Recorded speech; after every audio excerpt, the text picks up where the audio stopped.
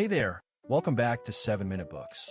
I'm Sam, and today we're talking about a book that's been sitting on my nightstand for weeks. What Would You Do If You Weren't Afraid? By Michal Oshman. Sophie, I have to ask, did this book hit you as hard as it hit me? Oh, absolutely. And hi, everyone. Sophie here. This book is something else. It's not your typical step-by-step guide. It's more like a conversation with a wise friend who's been through the ringer.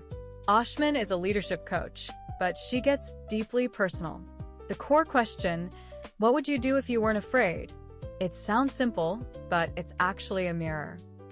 Yeah, exactly. And one thing I loved is how she redefines courage right from the start. She says courage isn't the absence of fear, it's acting despite it.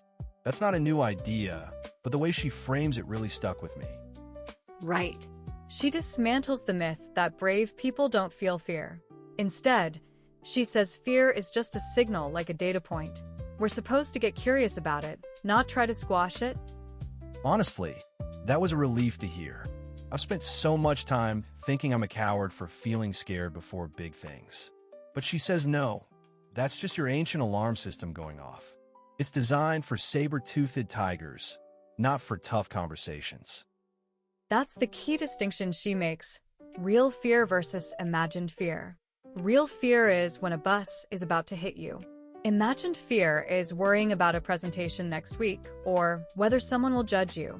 And she argues that imagined fear is the thief of our potential. Right? And she gives this great tool. Ask yourself, what's the worst that could actually happen? And then, if that worst thing did happen, could I survive it? Most of the time, the answer is yes. It's like the imagined catastrophe loses its power when you shine a light on it. Exactly. And she doesn't just leave you there.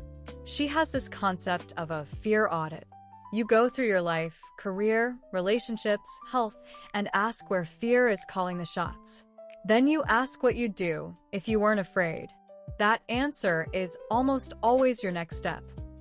I actually did that audit last week. I was avoiding a conversation with a colleague, and I realized it was pure imagined fear. So I had to talk. It went fine. It's like she says, courage is a muscle. You have to start small. Yeah, she talks about baby steps. If you're terrified of public speaking, don't start by accepting a keynote. Speak up in a small meeting first. Each small act builds momentum.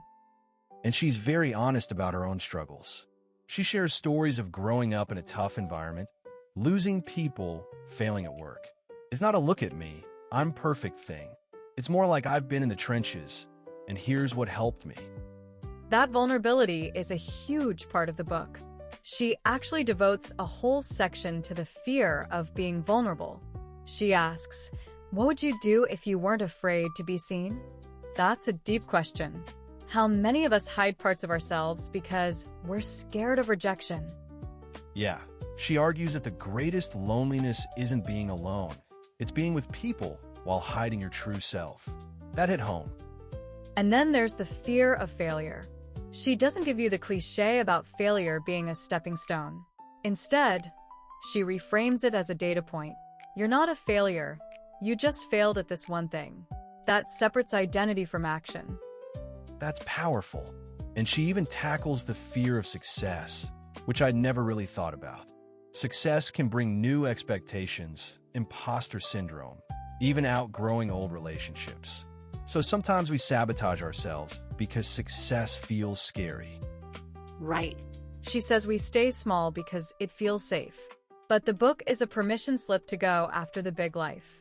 My favorite metaphor is the river of fear. Life is a river, and fear pulls you toward the safe banks. Courage is paddling against that current into deeper water. That's where the adventure is. I love that. And she doesn't pretend that you'll ever be done with fear. It's a permanent companion.